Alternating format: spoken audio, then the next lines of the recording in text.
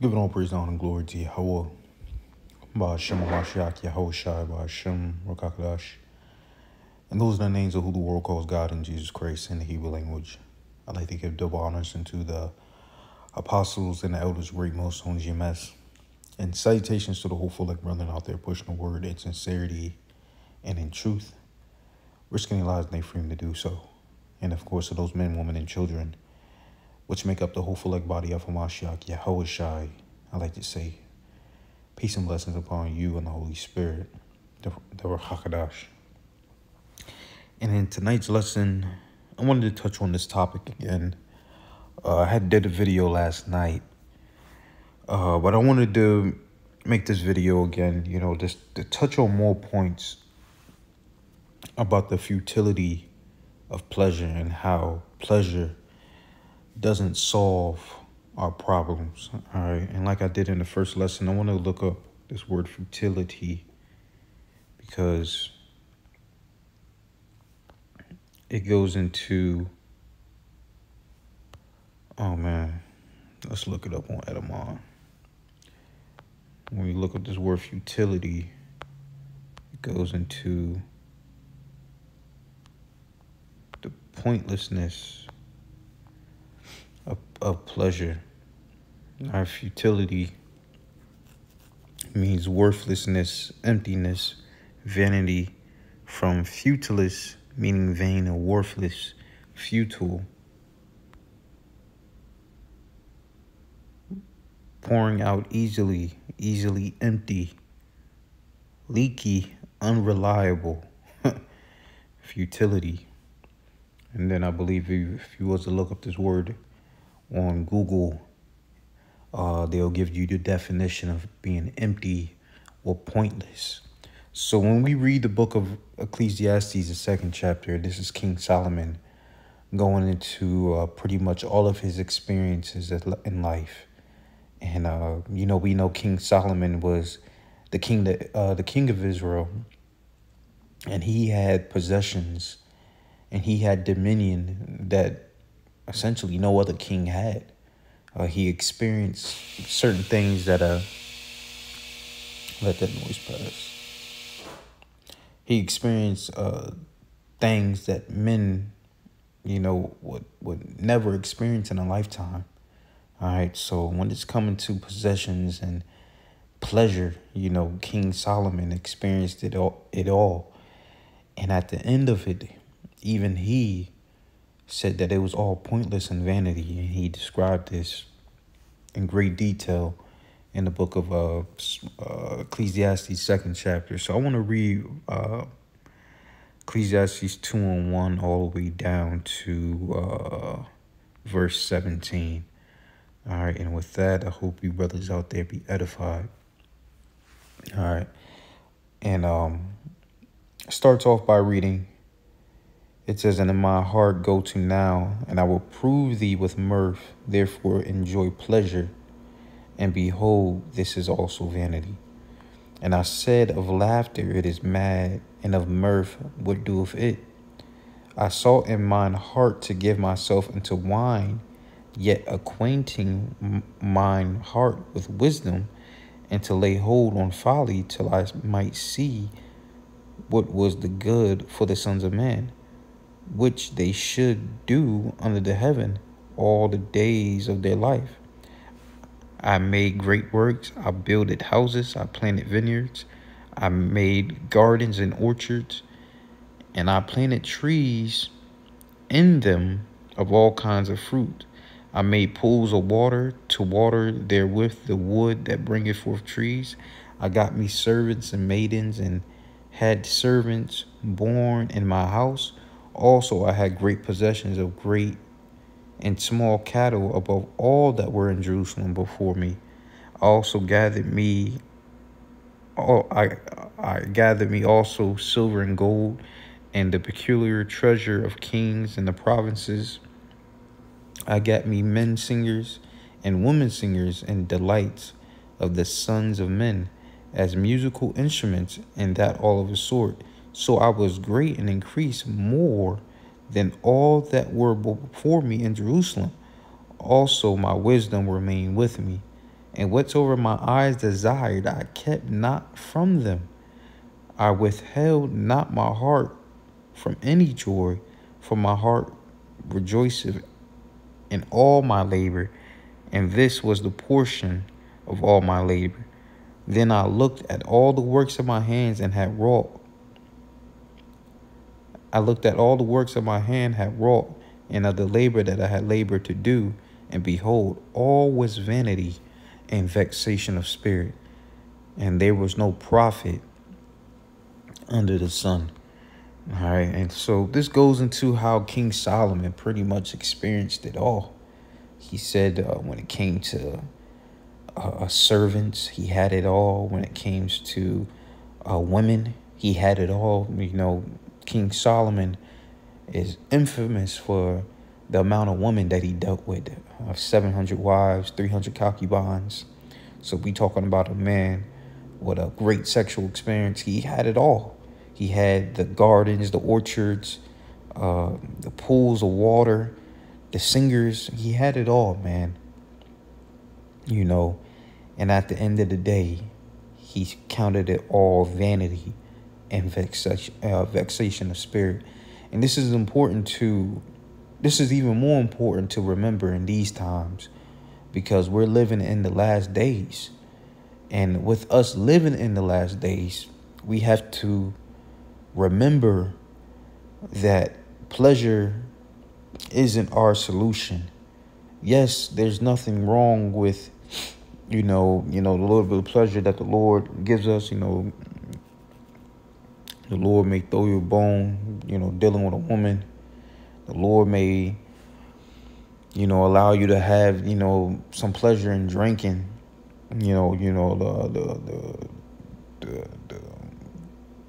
what's it called? Wine, yan. Excuse me. The Lord may, the strong drink, that's the word. I was looking for, strong drink.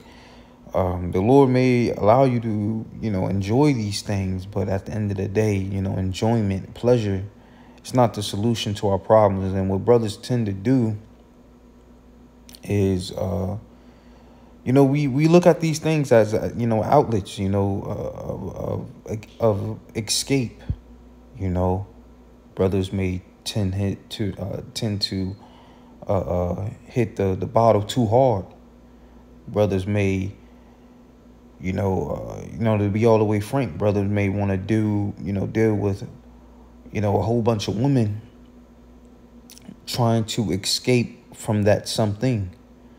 And at the end of the day, man, it's if you choose that to be your escape, if you choose that to essentially to be your salvation, man, the end of that road is not good. The end of that road is not light, and it's not salvation. All right, the end of that road is actually the destruction of your faith, man. All right, and we're gonna get into it. But let me keep reading this in Ecclesiastes. All right, and excuse Shalaki, please excuse the slur speech, man. A long day, extremely tired, but I felt like this word had to get out, man. So please bear with me.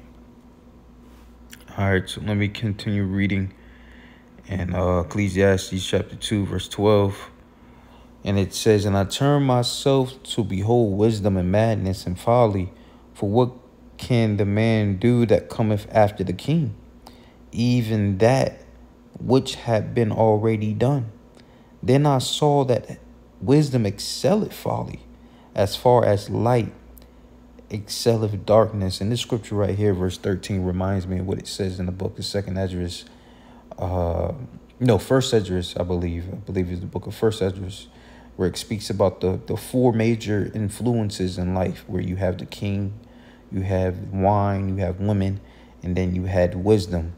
And all of these things are great influences, but at the end of the day, wisdom excels over all of it. And the reason why is because of what? Like it says, wisdom endure forever. The wisdom of the Lord, the faith of the Lord endure forever. All right, so the scriptures is saying that the wisdom excelleth folly, and the folliness, the foolishness, or the vanities that it mentioned in the book of early in this chapter, the possessions, the maidens, the gardens, the wine, the women, the servants.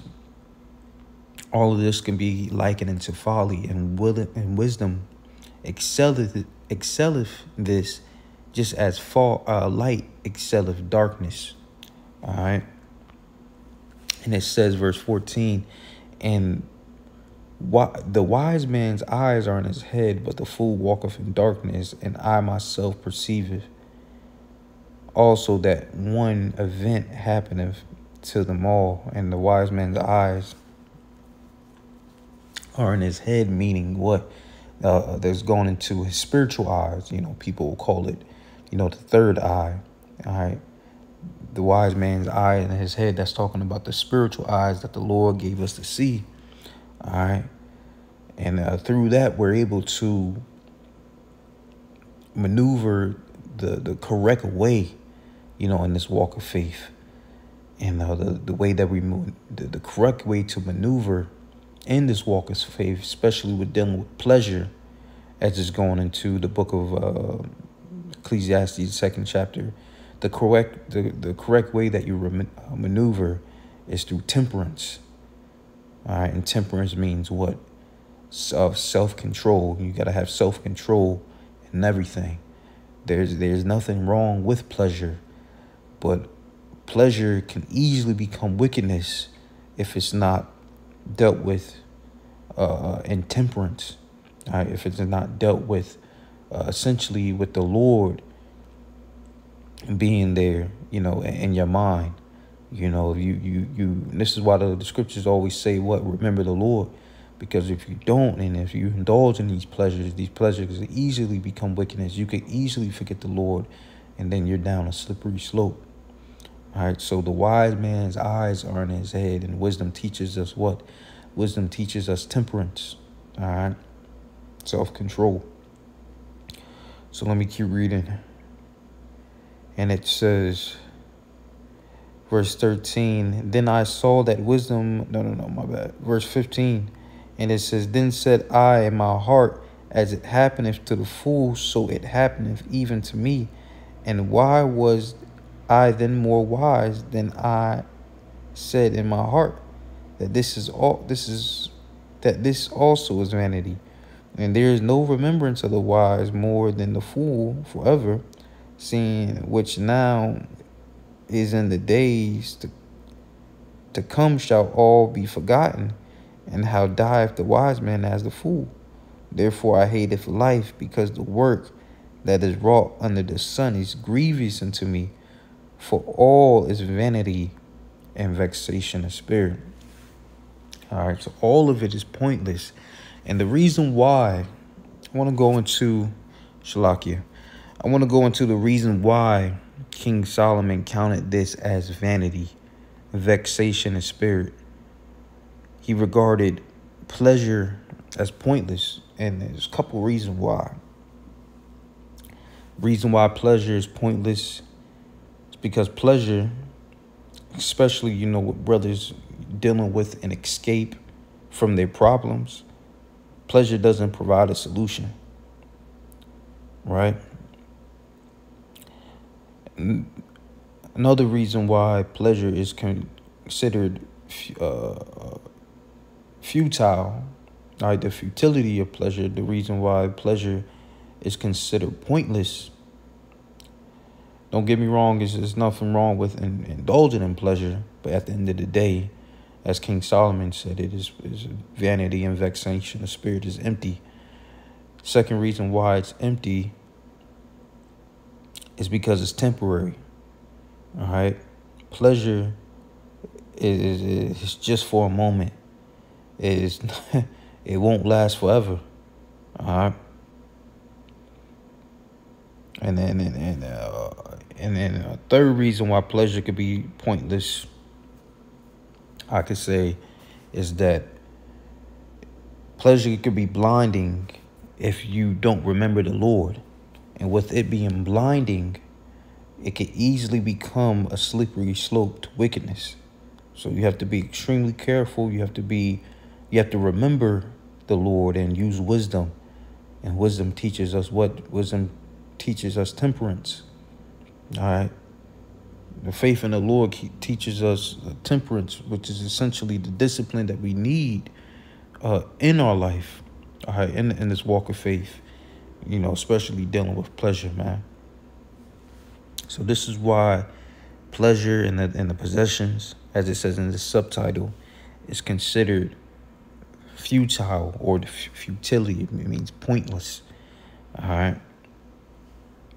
Let me grab the book, especially in these last days, man. This is during King Solomon time, where, the nation of Israel was at its peak. And he said it was even futile, pointless back then. How much more now, being in the last days, the bitter end of the last days, where the Lord is going to make his second return, living in Babylon the Great, man, the worst of the worst. Pleasure is even more futile, man, even more pointless. All right. You have to be very careful, man. And then not to allow pleasure to become our solution, man. Pleasure is not, oh man. Pleasure is not, salvation, man. Let me end this video, man. I'm getting extremely tired, man. But two more. Let me get two more scriptures, man. It's the book of Luke, chapter 21, verse 34. Actually, let me start up, man.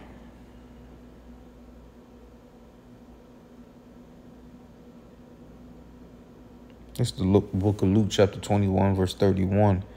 And it says, "So likewise ye, when ye see these things come to pass, know ye that the kingdom of the Most High is at hand, is nigh at hand. Verily I say unto you, this generation shall not pass away till all be fulfilled. And heaven and earth shall pass away, but my word shall not pass away." And it says, "Take heed to yourselves, lest at any time your hearts be overcharged with surfeiting." What is surfeiting? I have mentioned before how, brothers may use pleasure as an escape. And one of the escapes that, brothers may use is drinking. The overindulgence in drinking. This goes into surfeiting, which means pretty much the outcome of drinking excessively, which most of the time you get a hangover, typically a really bad hangover. Well, that's called surfeiting. Surfeiting meaning the giddiness and headache caused by drinking wine to excess. All right, pretty much a hangover. Right. What did Yahushua say about pretty much trying to drink your problems away and not dealing with your problems as he did? All right. Which Yahushua conquered his trials and tribulations, with faith. All right, with prayer and fasting. All right. That's how Yahushua overcame, the issues in this walk of faith. So we have to be just like Yahushua and conquer, our trials and tribulations, our demons, the same exact way, man.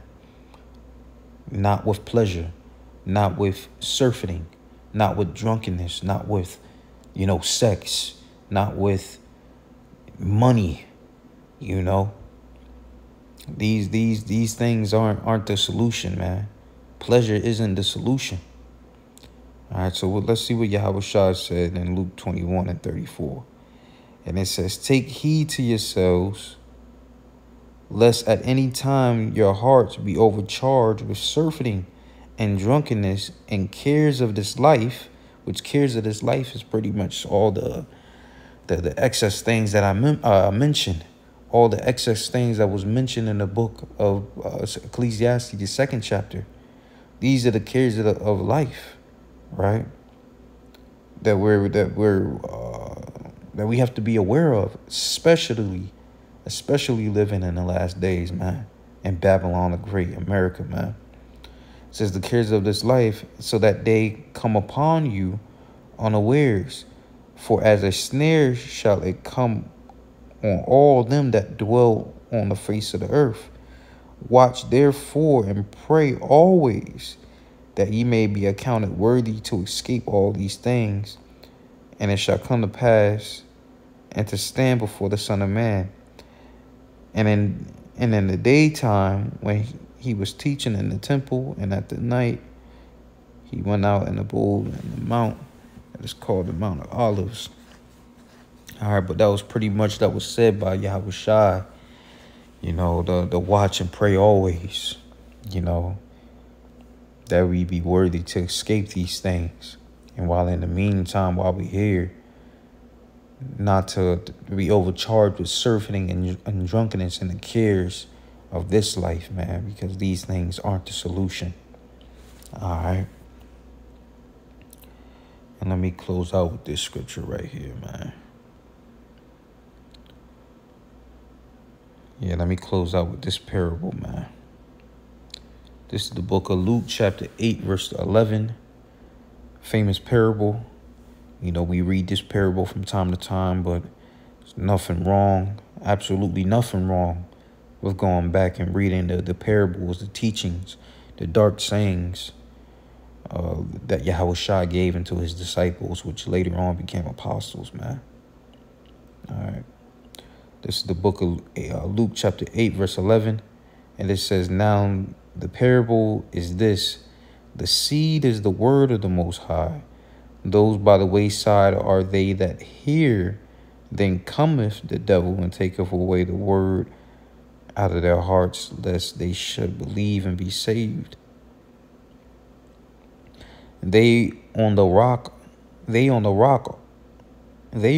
are they which, when they hear, receive the word with joy, and these have no root, which for a while believe, and in the time of temptation fall away. All right, so you got some that come into the faith, they have no root, and when the temptation comes, they fall. That's a lot of men. That's a lot of women, man. That claim they believe. They have no root. They have no foundation in this word. And when the trials and tribulation comes, when the temptations comes, they fall. We've seen it many times, man. Verse 14. And it says, and they which fell among thorns are they which, this is the point that I wanted, because this pretty much goes into the pleasure that this world has to offer, the false sense of pleasure that this world has to offer. And that if not balanced carefully, the pleasure could be the overthrowing of your faith, man. That's why the scriptures is giving this admonishment, this warning. All right. And it says, and that which fell among the thorns are they which, when they heard, go forth and are choked with cares and riches and pleasures of this life, and bring no fruit to perfection. Right. And that fruit represents what? It represents faith. You can't bring your faith to a perfection when